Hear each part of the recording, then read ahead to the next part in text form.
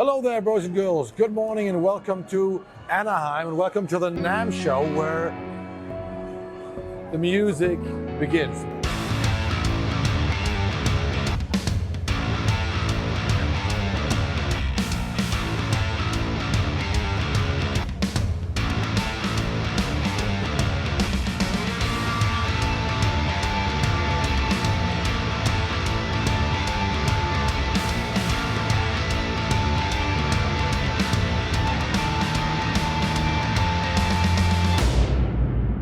Here we are at the booth of one of my favorite microphone companies from good old Austria, and that is Austrian Audio. And this is Philip. How you doing? Hi, how are you? I'm fine. I still need more coffee, but I'm doing okay. Boys and girls, I got some really good news for you. You can win this lovely brand new Austrian audio mic, which is called OC60. Some of you guys have been complaining that the big brother, which you see over here, that I've been using in quite a few of my videos, is too expensive for you. So now Austrian Audio have come up with a more affordable version of the microphone, which is this.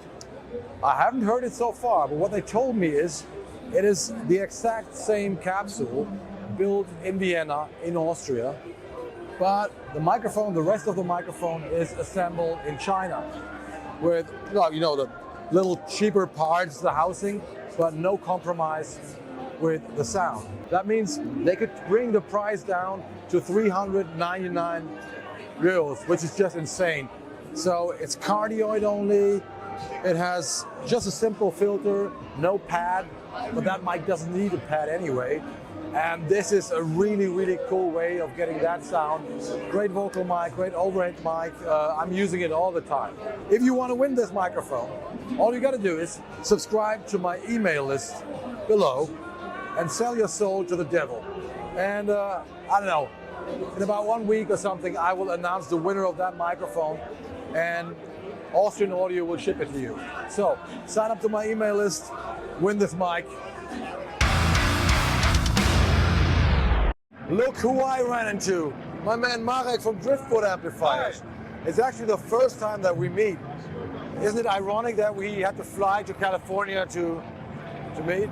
Yes. He's from Germany, I'm from Germany. Yes. I've been testing, which one was it? The Darkest Nightmare, one of my videos. Darkest, yes. Awesome amplifier. But he's got some new stuff he wants to show us. So what you got? I have plenty of news for you. I have built my own caps. I've just got a new CNC machine, so these are the first caps are falling out of the machine. So we have at first 2x12, first one. It's loaded with a vintage 30 and the cream back H75. The heavy magnet, right? Yes, the big one. Yeah, yes. the big one, yeah.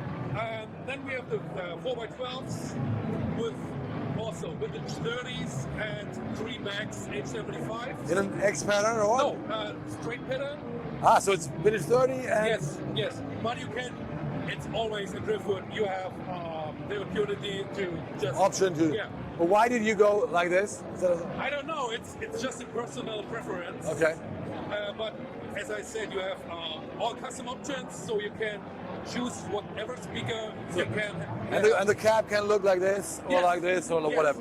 You have the option of all Rolex stuff available, of all front stuff available, and maybe nearly all speakers available. So you can just choose whatever speaker you want. So I can order it with whatever I want. Cool. Yes, and maybe with 4 different speakers. That's also possible. And what about the size? I can't tell. Is this oversized or? It's a little bit oversized. It's like in between a normal and an oversized. Okay. So in between Marshall and Boogie. Yes. Okay. Just like in between. So as far as it sounded best. So did you play around with different sizes a lot? Yes, we did. The first ones we just saw with the normal saw and with the normal things, and then we find the perfect size and then put it on the CNC and build proper things. I'm happy to check them out, or this one, really cool. What else? I see something else. This is also something new, I guess. basically the Purple Nightmare tube preamp pedal. It has the gain channel from the Purple Nightmare amp with a low and high gain option. It has a built-in tube screamer also. You can use it also separately, so just the tube screamer or together with the preamp. And you have a rumble and a sharp control, so like a master section. Like a power amp. Yes, like a rumble and sharp controls on our big amps. Okay. And the sizzle, also from the big amps. But it is a different circuit, right? Because normally it controls the power amp, and here we don't have a power amp. Yes. So then you have the opportunity to use it via the 4-cable method. So you just add a second channel to your existing. Yes, without going through your preamp from your existing amp. And then you have 2 watts out. It's a night option from the Purple Nightmare. So you have just a 2-watt power amp. So you can play it into... Yeah, just for jamming at home, or practicing. And you have a external switch. Ah, cool. So you can just switch it via MIDI or something like that. Awesome. And then you have the 2 12AX7s firing with 250 volts. We have a voltage pump in it from 12 volts to 250. Wow. Okay. To operate it properly. Okay. So that was the goal. But the 4-cable method means if I have an existing amp, I can add this one and just add another channel playing into the power amp of that amp. Yes. And still using my channels. Yes. That's cool. Maybe if you have a Fender with a very good clean channel and you need an overdrive heavy channel, then you just add it. Or you just have heavy channels and you need even more heavy channels. Yes. What about that? Yes. If you have a Purple Nightmare and want a 3-channel amp, you just hook it up with a 4-cable method and you have a 3-channel amp. Awesome, man. So that's really cool. So good to meet you, man. Thanks for the information. Yes, we need to meet in Germany and drink some beer. We can do that here as well, don't worry. Yes. Let's have some beer. Bye-bye, everybody. Bye, thank you. So we are at the Stagg booth, which is normally considered to be a quite affordable, cheap brand or something, Who wants to play a Stagg guitar? But you know what? Those Chinas here, the Lion Chinas from Stagg, are the best Chinas in the world. If you want to have a great gash metal sounding China, get a Lion China from Stagg. Really affordable, really cool. Yes, they easily break, but they sound fucking amazing. Hello, boys and girls. I'm here with my buddy Tom from SE Electronics. And we want to talk about this, which is known to be, or what they say is, it's called the SM7B killer. Everybody knows the Shure SM7B, which is the go-to mic for vocals in a lot of professional and home studios in the heavy metal world. But the SM7B also has some problems. So tell me more about this. Yes, this is our brand new Dynacaster, and it's an alternative to the SM7B.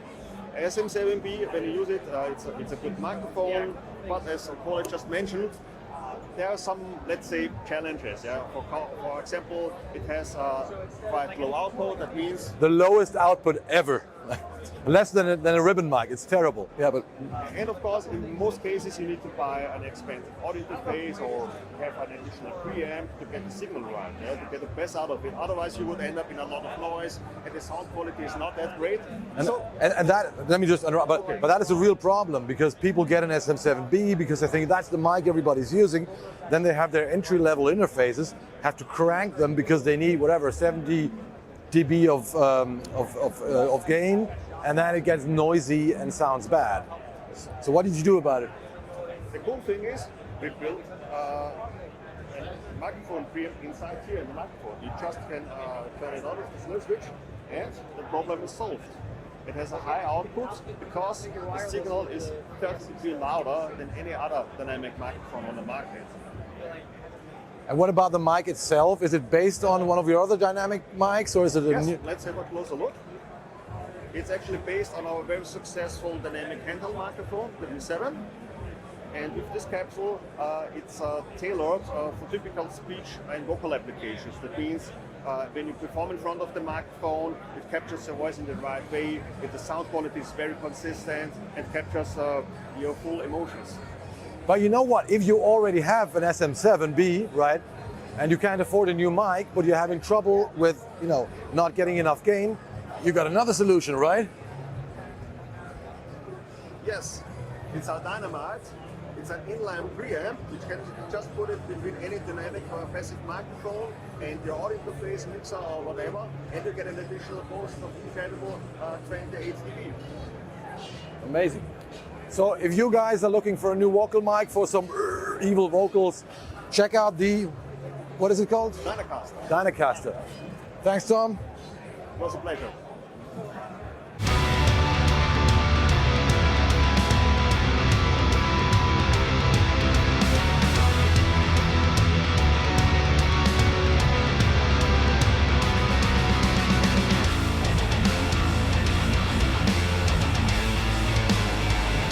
Laney. I see a British flag. So we're here at the Laney booth. Finally time to talk about guitars. And I'm here with the man himself, Hello. Mr. James Laney. How you doing? It's good to see you. You know what? Excuse my ignorance, but I didn't know there was a real Laney. I am real. I am not a ghost. I do exist. That is Right. true. But you're too young to have started that company, No, right? I'm 43, so yeah. Just like me, by the way. Okay. Yeah. That's a good age, right? Absolutely. Right balance of experience and skill. Here we go. No, yeah. So my father founded the company in 1967. 67, which was right before the first Black Sabbath album. Yeah, that was so- 1969. Paranoid, the single was 1970. How did he start the company? He was a guitar player. Yeah, so he was in the part of England that we live in the Midlands near Birmingham. That whole time in the early 60s was everybody was in a band. You know, on a Saturday morning, my father would buy the new Beatles single, and on the Saturday afternoon, they'd all have to be rehearsed and play it that night. Okay. And that was it. And at that time, he was in lots of different bands, but he ended up in a band called the Band of Joy, and the drummer was John Bonham. Oh my and God. the singer was Robert Plant. Ah, And the bass player was my old dad. so you almost ended up in Led Zeppelin, like. No, not at all, because Okay. he wasn't as good a bass player as John Bonham. so he enjoyed that life and did it a bit, but you know, there's bills, there's family, there's all of those kinds of things, and he was really good at making stuff. Ah. And he decided the life of, you know, being in a van, driving around, playing in bands, just didn't work for him. So he started making some amps for some of his friends, other guys in bands. I mean, the main reason. Bass amps or guitar amps or both? Well, at that time, There wasn't much of a difference, right? you know, our first amp, LA 60BL and LA 100BL. Yeah. BL stands for bass lead, and really, there's a bass channel, there's a lead channel. One of the secrets, actually, with Tony Iommi's sound with the amp, was the bass channel was the one that Tony used. Oh wow. Okay. So that was part of the sound. But yeah, sorry, I'm jumping ahead, aren't I? So he made these amps for his friends. Really, he did that because he couldn't afford to buy a bass amp when he was in a band. That was like, you ask him the story, he's like, well, because we didn't have any money, we had to do it ourselves, basically. So then, you know, one guy wants one, and another guy wants one for his friend in another band, and so on, and it grew from there. And Tony also being from Birmingham. Yeah, how did you meet him? Or it was just they were just in that kind of same circle of, you know, musicians in the area playing and getting to know each other. And there was a guy called Jim Simpson, who was Tony's original manager, and he met my father, and they needed some amps, and then actually my dad made amps for the whole band and for Geezer as well. The whole original Black Sabbath was just a big wall of Laney. If you look at all the old videos, it's like Laney bass amps, Laney PA boxes, Laney everything. everything. Wow. And then yeah, so then the Paranoid single just went crazy. Yeah. And yeah, we had to make some more amps. Yeah, I know. Here we are, But when were you forced to join the company? Well, I was never forced. I was around it my whole life as a kid. Yeah. You know, I was But going also to- like playing and then being. playing guitar, and then also going to Frankfurt Music Messe, and then some Namm shows and that kind of thing. But particularly Frankfurt Music Messe, I did a lot as a teenager, drinking beers when I was too young and all that kind of stuff. They don't have beer here at the booth at Namm. It's a shame. We Continue. normally do. Yeah. So we did all of that, and then I was going to go and do something different. I studied, I got my exams, I went to university, I got a different job, working in London, doing something else. But I was always kind of around the shows and around the business. And it was actually my wife. It was like, why are you doing this job instead of this? And I was like, well, like she was an actress at the time, trained to be an actress. I was like, well, my darling, I'm paying the bills because Yes. so that's basically what happened. Okay. And then So she was pushing you she back just into the said, family you're business. You're going to be happier doing this because you know the people, you know the products, you like the business. And then I spoke to my dad one Christmas time and said, I'm thinking about doing this. He said, no. You can make much more money in a different business. Okay. And I was like, yeah, but I really want to do this. So he said, come out to the Namm show in January and hang out, do some work, see what you think. So I came to the show right here, and that was 2002. And got home, resigned my job. By the time Frankfurt Music Messe came around, which would have been probably end of March at that time, I was inside the business working. Wow. I'm still here, Yeah. still smiling. And they're releasing a new, I don't know, am I allowed to say that? Yeah, new mini supergroup amp. Oh, maybe. Yeah, maybe. That I really want to check out for some. You didn't hear that here. No, of course not. Maybe. For some fuzzy metal tones. No, I really got to check out that amp. Oh yeah, we're going to make sure you do. That was a pleasure, man. It's our pleasure. Love what you do as well. Thank you. Bye-bye. I think I've seen you before, right? Maybe. That's You good. look really familiar. I don't know. So we just went to the booth of one of my favorite companies, actually, a German company, SPL. So I got a lot of their gear, outboard gear in my studio. Love the Transient Designer, love the Vitalizer, used to have a gold mic, used to have a lot of stuff. And we got a lot of sexy gear behind us. This is the mastering stuff, right? Yeah. Yeah. It's all 120 volt mastering series. And you told me there's a new product, 500 series module. Tell me more. Yeah, so we have always been a huge fan of the in the mix stream. If you're familiar with the larger mix stream, there's a stereo expander. It's always been a really loved feature of a lot of people who bought that box. That's the summing box, right? Right, it's a 16-channel summing box, and it's got inserts, and it's got a bunch of additional kind of extra features that are fun. But there's a stereo expander in there that's always been kind of like everybody always loves it. Okay. And sometimes it becomes their favorite feature. So, Okay. and talking about it, it's like, hey, maybe they can take all of that and just make a dedicated 500 series widener that nobody else in the market made one. And we said, it's a cool thing to have. A lot of people are using that in software. So let's make a 500 series version. So we're calling it the Big, the 500 series Bigger Maker is the tagline they're using for that. And the Big is just a simple 2-channel stereo widener. It's got one big knob that just increases our bigness or our width. Obviously. So that is like a normal MS stereo widener. MS stereo widener. We have this control here, the range control, which is effectively a sidechain filter. So if we want to remove the low end frequency from our widening, we can do that. And then we have this stage control. So here you go from 0 to whatever frequency you want. Yeah, SPL is really, I don't want to say they're against it, but they like to let you have your ears do the work. So specifically, I don't even know off the top of my head what frequencies they go to, if I'm being honest. But there's no markings. It's just what sounds best. Use your ears. Good. But it lets like the lower frequencies unaffected, Correct. right? So it's effectively a high-pass filter that's on the detector of this thing, right? So we're using that high-pass filter, so you can gain that there. If you just want to widen your cymbals a little bit and get above your vocal, you can do that. If you want to widen the vocal, you can do that. If you want everything in the low end to be widened as well, you can do that. And then you have this stage control, which is kind of a mystery how it works. It's kind of secret sauce, but it effectively brings things forward and back inside the mix. So there's a little bit of a front to back manipulation happening there. Okay, wow. And then you have this air And this is band. also less more.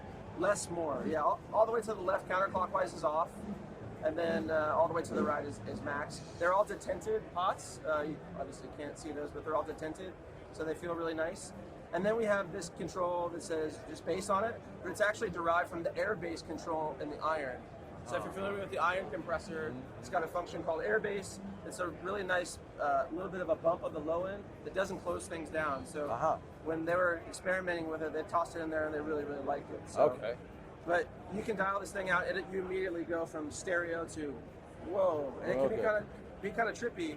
But the most important thing is the stereo image, the center image, is untouched. It's, Wow. It's really, really wild. So Wow. if you come by, if you're around or have the chance to try one, hopefully you'll get a chance to listen to it here in a second. I think you'll really enjoy it. I gotta check it out. SPL always come up with new ideas and cool stuff. And it's only It's the Germans, you know. yeah. And it's only $649 US. I don't know what the Euro price is, but it's pretty inexpensive. It's a great thing if you just want to fill out 2 slots in your rack. Not super expensive, still utilitarian and really fun. Yeah. Thanks, Josh. Hey, thank you so much. Hello, boys and girls. Another one of my favorite companies from Finland this time. How do you say that? Oek Sound? Oek Sound. Oek Sound. Yes. No, Oek Sound. Nobody knows that, right? Yeah, Nobody knows that's it. correct. Is there a meaning behind it, or? It comes from the guy who started the company. That's His his- name is Olli Erik Keskinen. OAK. Ah, OAK. okay. Yeah. So, hello, Thomas. Hello. How you doing? Yeah, I'm good. How are you? I'm super happy to be here. I just stumbled into the guys, and I don't even know if they are releasing anything new. Are you? Well, we're releasing a live version of Sooth. Right. Yeah, it's coming out later this year. Which means latency free or what? Almost. We got it down to 64 samples at 96K. So cool. sub 1 millisecond.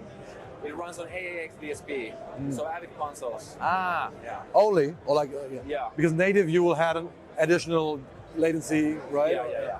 Okay. It was 2 years of work to get that one working. Okay. Yeah. And it sounds just like. It's very close. Not exactly the same.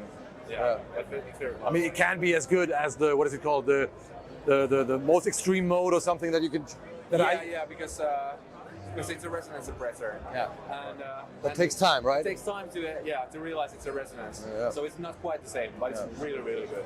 I really got to make a video about Sooth when I'm back in Germany, because it's one of those plugins that has saved my ass a million times. Like RX9 from Isotope and Sooth is like desert island plugins. I got to do that. I got to say, I think I do have a Spiff license, but I've never used it. Okay. Should I? Yes, you should. So it's based on the Sooth processing, but it's for transients. Yeah. Okay. Yeah. So that means it's a multi-band transient designer. Yeah, kind of, yeah. And you have a boost and a cut mode, so you can boost transients or cut transients. Okay. All right. Yeah, like one thing I have here I have an example where it's in a drum bus, and there's actually a preset for it. I'll find you. Preset. One moment. So you can see it here. Maybe we'll just demonstrate the graphic side of it, Yeah. so you can kind of see it. Yeah. So there you can see it's boosting the transient, making the drums come really close. Yeah. But if you switch over to cut, you essentially make the drum bus into room mics. Okay. So you remove all. Yeah, here you go. Oh wow. Okay, I gotta try this. Yeah. And also one great use for Spiff that I use it for all the time is when you get mouth clicks on a vocal. What's that preset? Drum bus. Is that Cut far, boost near. Yeah, made by yours truly. awesome? One preset I use all the time is when you get mouth clicks on a vocal recorder. Yeah. Oh. This can remove them. There's If you have these speakers, by the way, another great Finnish company, it's so annoying because you hear fucking everything you don't want to hear. All those mouse clicks. I do it by hand, like manually removing. Yeah. There's remove mouth clicks presets. I use it all the time. Just put it on and forget about it. Okay, awesome. Yeah. So time to do a Sooth video and to finally check out Spiff.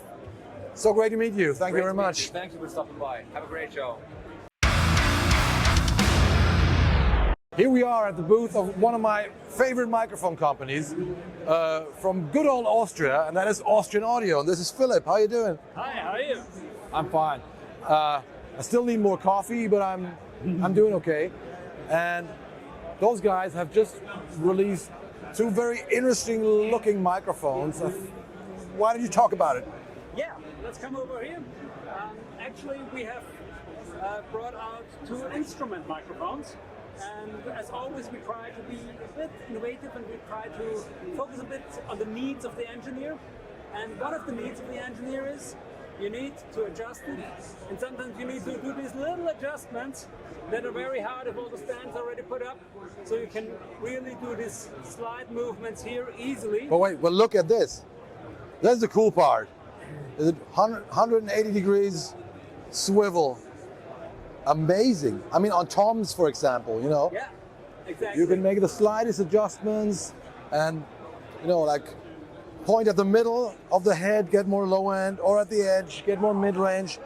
It's so powerful. And can you put this on a clamp? Does it work? Yeah. We also will release a clamp for that. That's not out yet, but it'll come later this year. Please make a good one. Yeah, we do. Because this is why it's not out yet, because we want to make a good one. yeah, because they all suck. Yeah. Just the ones from Audix.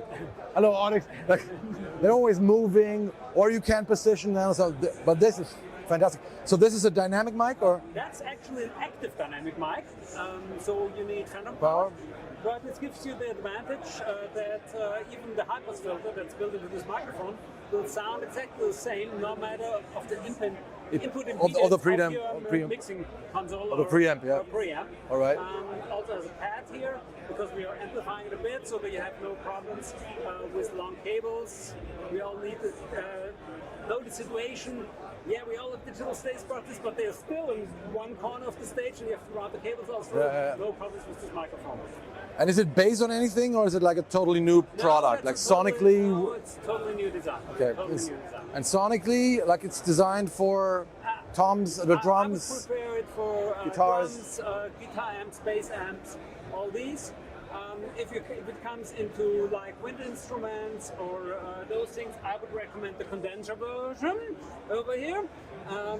Same Same swivel joint here. Actually, we have given it still this little bigger housing because it's the condenser capsule. It's the same size, but the but capsule it's a smaller is capsule, yeah. relatively small. Yeah. But it has a very good suspension. The capsule is well protected, so you can take some hits from drumsticks, for example, if somebody is taking it on the toms, which works very well. Also, we have here a pad that really reduces the voltage on the capsule. So it can take up to 160 dB. That should be enough for even very motivated even me, yeah. But it works great on wind instruments, on acoustic guitar, for example. Really. Okay. So this is intended for more classical instruments, or what? Well, not necessarily. I mean, Does it sound like? Is it close to this? it's closer to that. Small yeah. diaphragm. Yeah, it's a small diaphragm condenser. So very elegant heights, but still, I mean, John Eigner is using it on drums, so Right.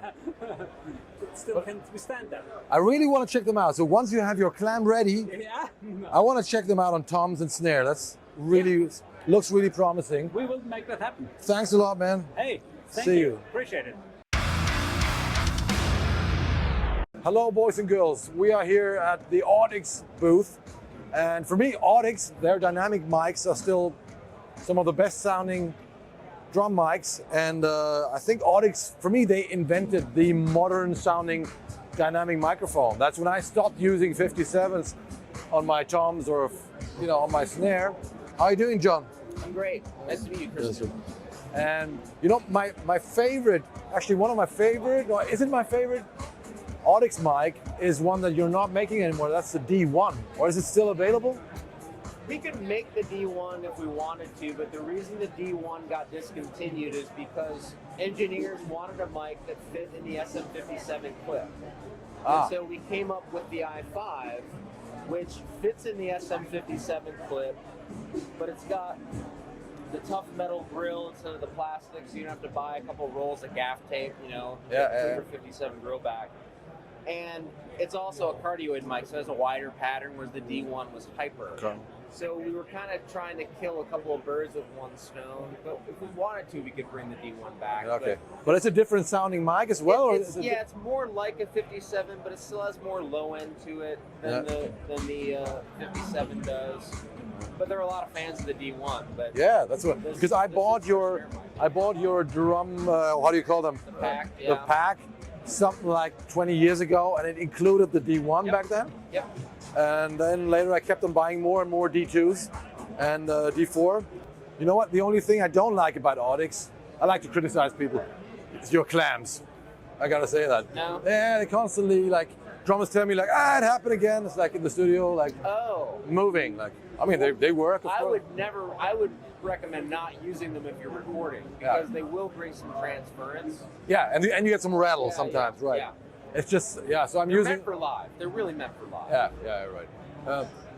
I'm not really using them, but it's very nice to have, not to have a million mic stands in the studio on the drum session, Absolutely. Anything new you are releasing this Namm, or what is it? There's nothing super new. This is a cool piece in that it's our A127. It's a reference recording mic, so it's really very similar in profile to the DPA 4066. And is it cardioid or it's omnidirectional? Omnidirectional. Yeah, this is omnidirectional. So is it measuring mic, or what do you do? It could be used for that. It's flat enough, but it's really more of a really just accurate acoustic environment capture mic. So we have a video of this on our website with a string quartet that is really, it really illustrates what the mic does at its best. It's perfect for that kind of application. Awesome. Well, thank you very much, John. Hey. Got a hand? Yeah. Thank you very much. We are at the Arachnid Cabinets booth. Yes, sir. And this is my man Robert. How you doing? Doing great, Kristian. Love you, man. Love your videos. Thank you very much. And I think you are one of the first companies to actually put Eminence DV77 speakers into cabs, right?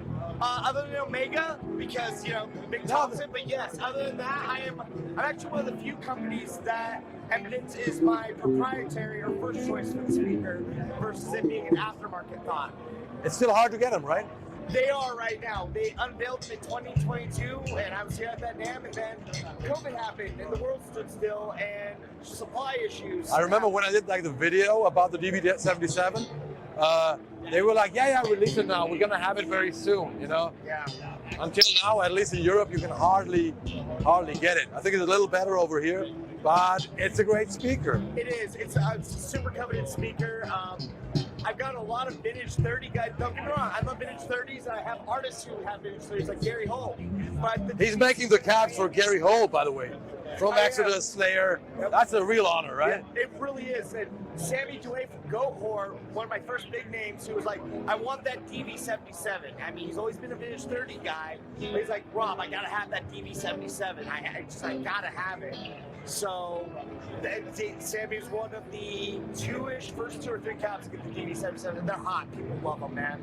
So you're doing two signature cabs. This is the Gary Holt. This is the Gary Holt signature cab, right? V30s. Vintage 30s. 8 ohm, 16 ohm. 16 ohms. Gary likes a little bit more mid and high range out of his cab, so he doesn't want them 8 or 4, And he's a Marshall guy, right? He still uses the Marshall Jubilees, but that's one of the things I talked like. Is it a breach of contract if you have a different cabinet company versus that doesn't match the amplifier? He's like, came over, we talked business, and here we are, Namm. Awesome. Yeah. And the Gold Horror cab, is that one? Nope, this is actually for Jeff of Jeff's Act Shop. This one is DV77s, wired 16 ohm, wired in parallel, so 8 ohm, 212. Total? The bottom one is my personal, and it's what I have stocked. And that one looks sick. This guy is a Texas Heat Man-O-War X pattern, and that is my standard configuration for the standard cab. So once again, that's why I said I'm one of the few companies where Eminence is the main speaker, it's not the aftermarket speaker. Yeah, great. That looks so sick. Can you see that? Like the lights there? Wow, that's cool. So I call that an LED halo system. How is that powered? A 12 volt power supply in the back. I have a nice Interject.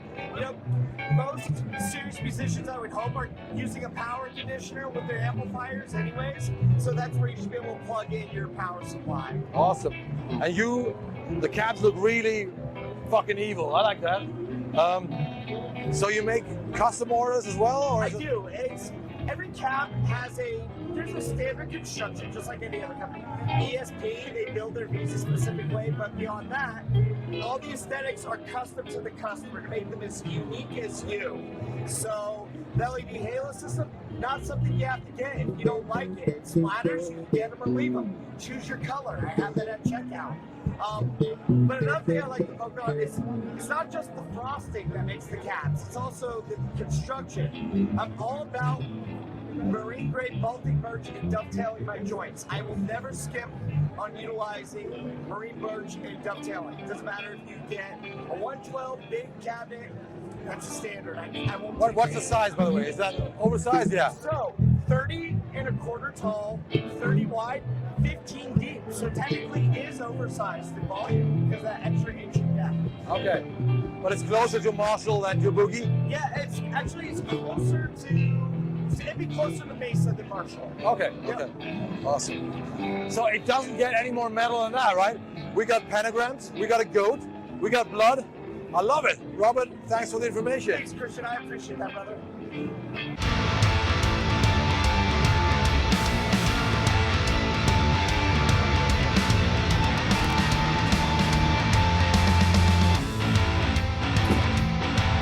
Follow me.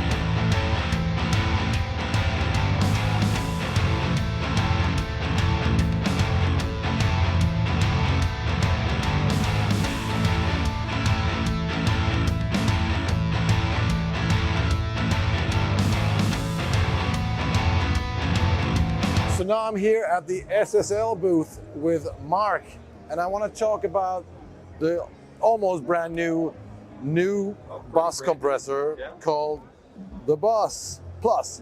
Bus Plus, yes. Yeah. Well, first of all, how you doing? Good. Welcome. Welcome. Because, you know what, I'm actually using an SSL clone in my studio. Okay. And you know why? Why? Because I need parallel compression on my drum bus Okay. and sidechain filter. And that was, I mean, I've worked on many SSL consoles, I love the sound of it, but those were like the two main features that were missing for me. I was like, why don't they do that? Everybody else has it, but you came back with a lot more, right? Well, one of the great things, before we get into this, one of the great things about solid state logic is that we take a lot of input from our users. People are always asking us for new features, and they do make their way into new products. So when people say they want things like a sidechain filter, or the ability to mix between the wet and the dry, between the compression and the direct signal, we put that stuff in eventually. And this guy just has a lot of user feedback implemented. Okay. Yeah, exactly. But give us an overview. So we got the bus compressor as we know it, but with different flavors. Is that what? So really, what you're looking at is two bus compressors in one, right? And what that gives you the ability to do is a couple of different modes, right? Right now we have a classic stereo setup, so that one side of controls does both left and right. We have another one called some sidechain. So traditionally in most stereo the first one will be dual mono, right? Like you can have two separate channels. Yeah, we can kick and snare. We can do that too, dual mono. Oh, okay. And we also have a mid-side version. So whichever you like. Yeah. In addition to that, we've added some controls to the normal bus compressor ones. Right? Obviously, we have a threshold, attack, ratio, release. Those are normal. Makeup gain is also, what you normally have. We have this right? Finally. The often requested sidechain high-pass filter. Yes. And then we now have a mix button. You may have also noticed that all the knobs are detented, right? Now I'm already happy. That's what I wanted. I told you. Right. So Mix no. for all those features, you get a stereo bus compressor. What more can you ask for, right? Awesome. But of course we have more. So we go up here, we have a couple of buttons. We have this button that says low THD. We have another one that says feedback, and another one that says 4K mode. All right, these are sort of, you could say, sort of flavor sounds.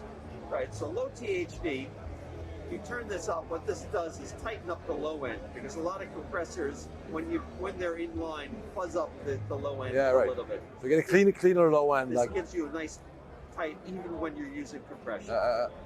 Right.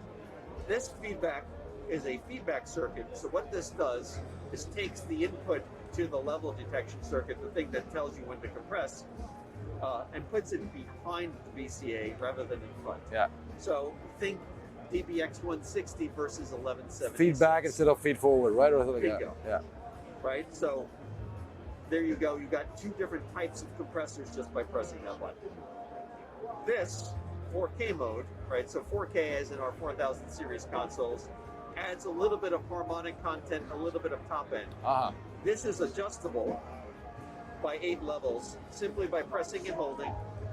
Oh wow! And then, how much harmonic content do you want? That's fancy. Wow. Okay. So that's the next level of things. Additional level above that is the dynamic EQ. So dynamic EQ, for the people who may not know, is a threshold-based EQ. So once it goes over the threshold, that's when the EQ starts to kick in. Right? We have a high and we have a low, and those are frequencies selectable by pressing and holding this button here. This is your frequencies here. This is your bandwidth control over here, and we adjust them by pressing these buttons here. Wow. All right. All right. In addition to that, we have some other controls as well. But that is what kind of filter? Like a Bell filter, or? Well, both, right? So right here we have the difference between Bell filter and top shelf. So typically they're a high and low shelf, dependent upon the frequency and gain that you want to change. Okay, awesome. That is it. And that can be bypassed individually, right? The bus compressor and the dynamic EQ. That is correct, yeah. So you don't have to have the dynamic EQ in. You can just use this as a bus compressor. You can add the extra flavor, right? Or you can also add the dynamic EQ. You can do that in stereo, mono, whatever you like. Well, I think I got to check it out. That's a lot of cool features in there. Thank you very much, Mark. My pleasure. Look at this. We got palm trees. We even got Disney World. Disneyland? It's Disneyland, right, Connor? Disneyland. I'm quite exhausted, but we did a lot of amazing videos. You see, there's a lot of metal-looking people around. A lot of rock stars here. A lot of important people. But most importantly, a lot of really cool people. So I enjoyed it. Now we're going back to our hotel. We're going to edit the video that you are watching right now, and hopefully it's going to turn out cool. Don't forget that you can win this beautiful Austrian audio microphone, one of the greatest sounding mics in the world. So subscribe to my email list to win the microphone, subscribe to this channel, and I'll see you in hell, motherfuckers. Bye-bye.